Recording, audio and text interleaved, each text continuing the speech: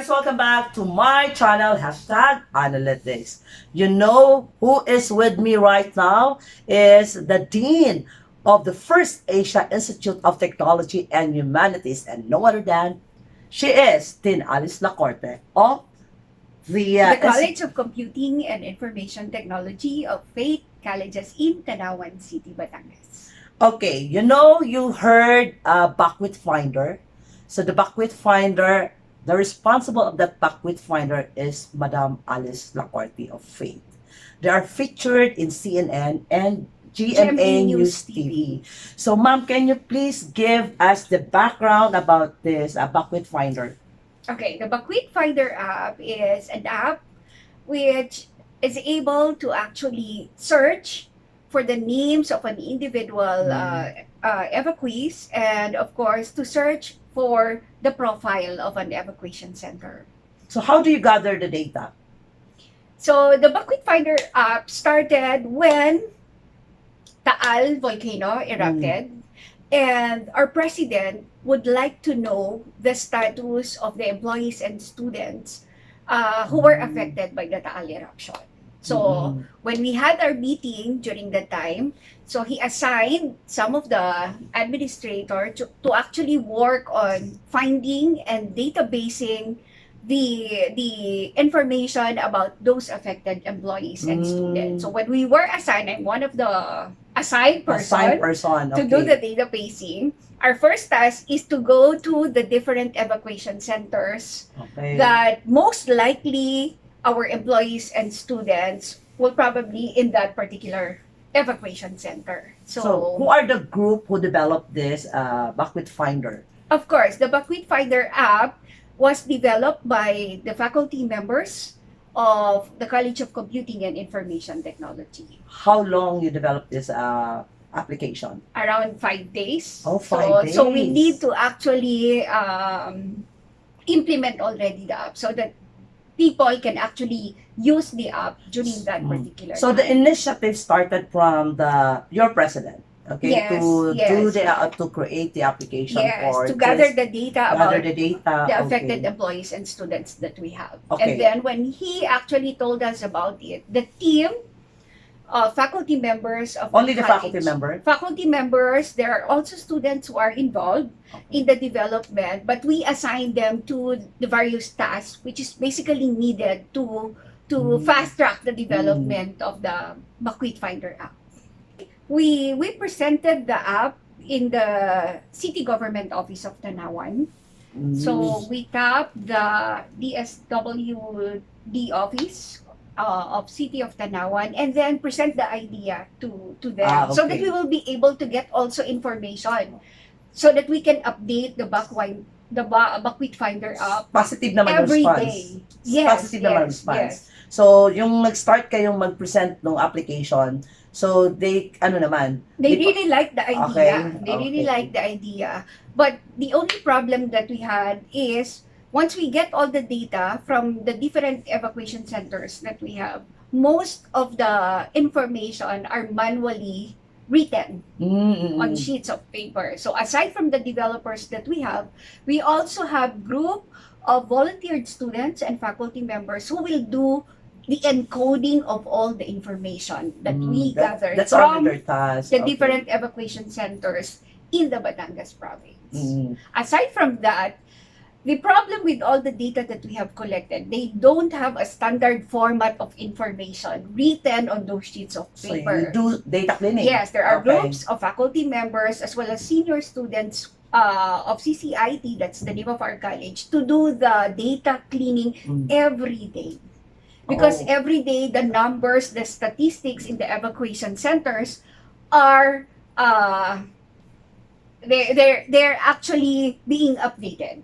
So very tasking yung yung job. Yes. Okay, aside from the development for 5 days, but you are so good, you develop the application for only 5 days. The developers are really very, very good, and of course the analysts and the people who the faculty members and the program heads. So the only challenge is to gather the data. Yes, gather the data, encode it is the very challenging part.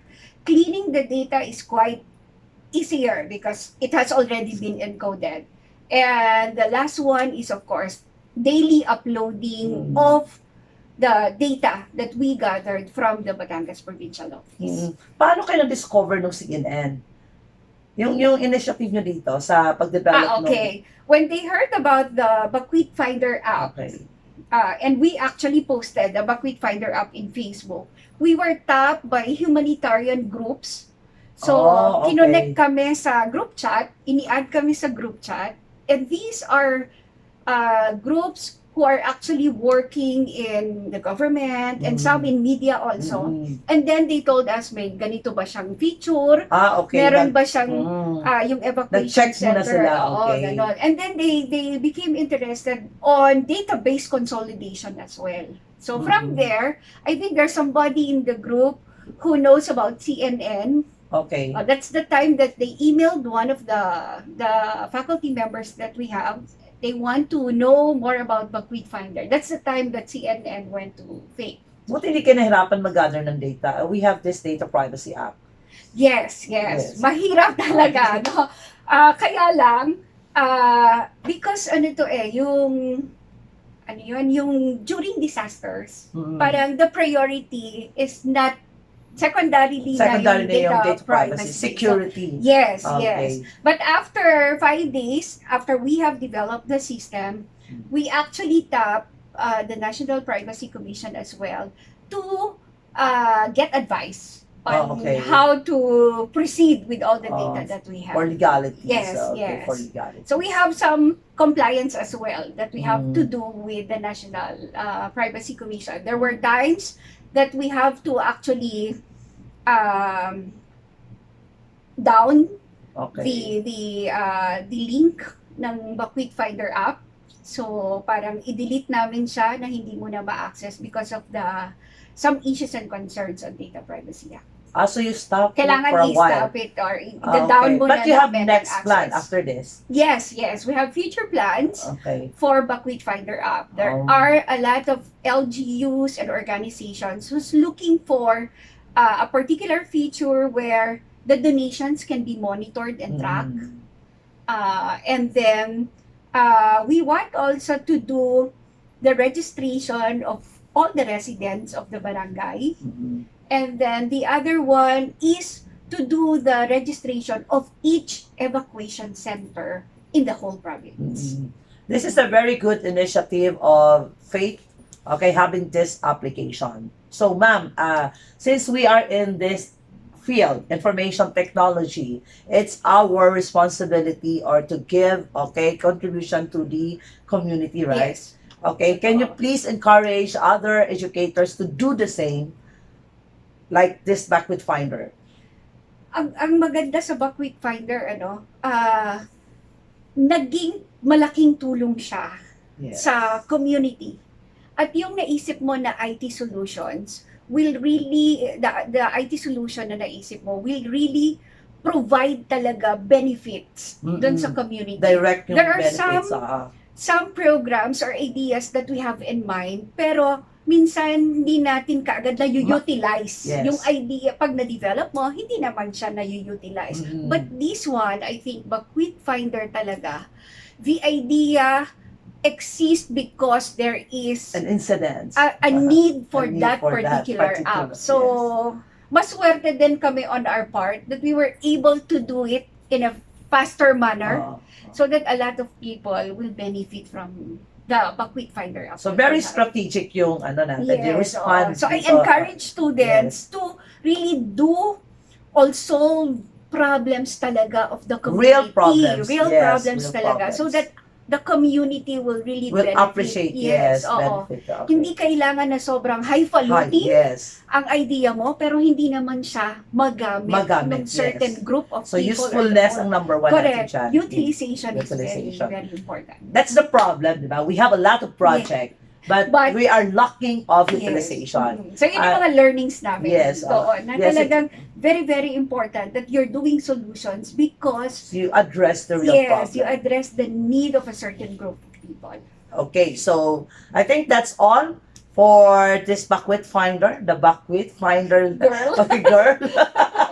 from Thank you, faith. Analytics. Yes, thank you, ma'am. Thank you, ma'am, for sharing this idea to our educators and also to our students. Salamat din. Okay, so thank you guys for watching this vlog with Madam Alice Lacorte. Bye! Hasta